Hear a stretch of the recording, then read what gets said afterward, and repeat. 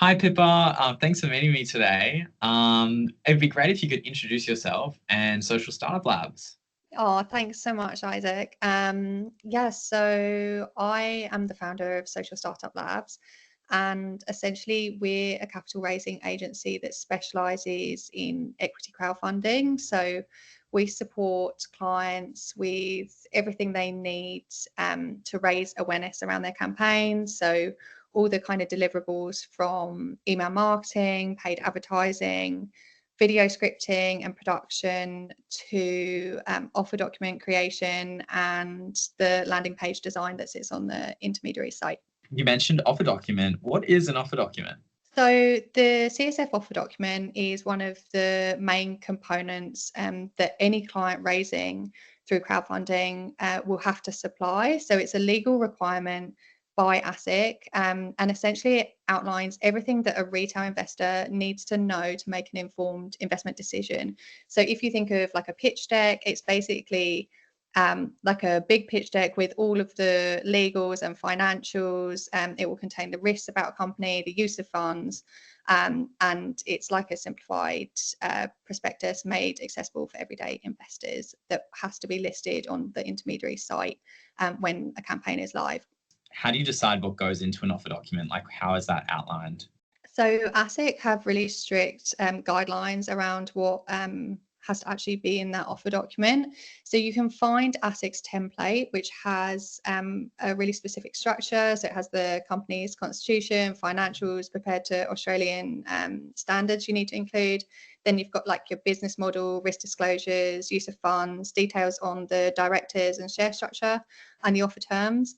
And then on top of that, we help build out any other information that investors may need to know. So their mission, their traction, their customer insights, and their future roadmap. And we create that into a document that is designed in a way that is really easy to read for investors. So it will contain a lot of graphics.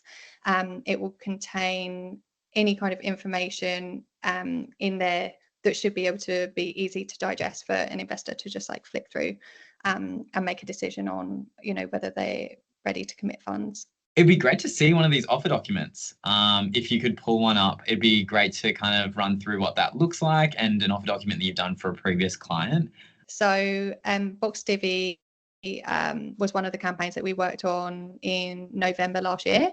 And essentially they're a farm to table model. So you can go and order local produce, so your fruit, vegetables, meat, fish on their website, and then you go and pick that up from a local hub. So they now have around 300 hubs in New South Wales, and they call themselves the Young Supermarket.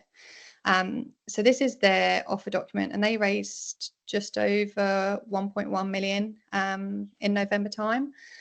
And if you look through the kind of contents of the offer document, you can see like the description of the business. There's the business model, which you need to talk about in more detail, the capital structure, the directors and senior managers, and then you've got the key business risks. So that all comes under section 2. Under section 3, it's more kind of compliance. So the terms of the offer, the use of funds, investor awards, rights associated with shares, and what an investor can actually do with their shares. And then you've got more about investor rights under section 4 here. So section 2 really covers the majority of information about the actual investment opportunity. And that's where you can display a lot of graphs and graphics that can highlight the business's traction in a way that's really easy to read. So I'm just going to scroll down. So you can see here, this is actually quite a good graphic. And our story is one of the sections that you can include, or like a bit of background on your business. It's not essential. But here we just displayed the local hubs that Box Divvy have. So they've got over 290. They're generating 20 million revenue, and they've got 50% year-on-year revenue growth. So really quickly, an investor can see the key stats and also have a look at how much their hubs have grown in the last couple of years. If you scroll down, so again, this is all kind of section 2, talking about traction to date, membership growth. You've got key stats highlighted here. if we go down to section 2.8, we've got more of the kind of financial breakdown. And this is a bit more like text heavy and more information on terms of the offer here. And this is all kind of the nitty gritty information. So the use of funds, investor awards, and rights associated with shares. And then under section 4, you'll have calling off rights. And this is more about the terms of the actual offer itself.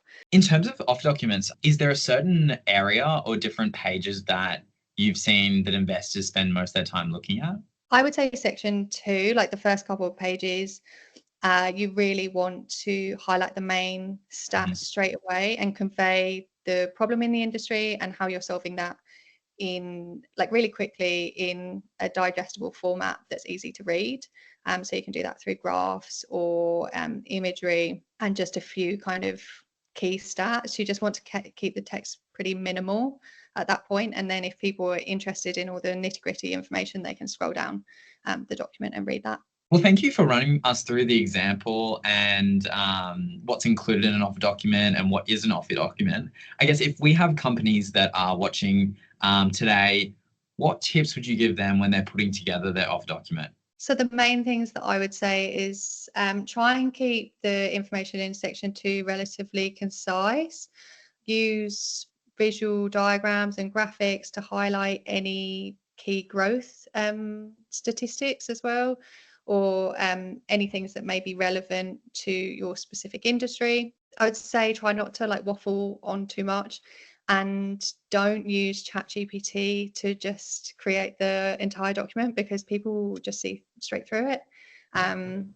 Yeah, they would be the main things that I would see that you want to kind of steer clear from. Pippa, thank you so much for running us through all of that. Now, you put together offer documents all the time for clients. So if a client is putting together and doing a equity crowdfunding raise or a wholesale raise, where do they find you to go to about your services at Social Startup Labs?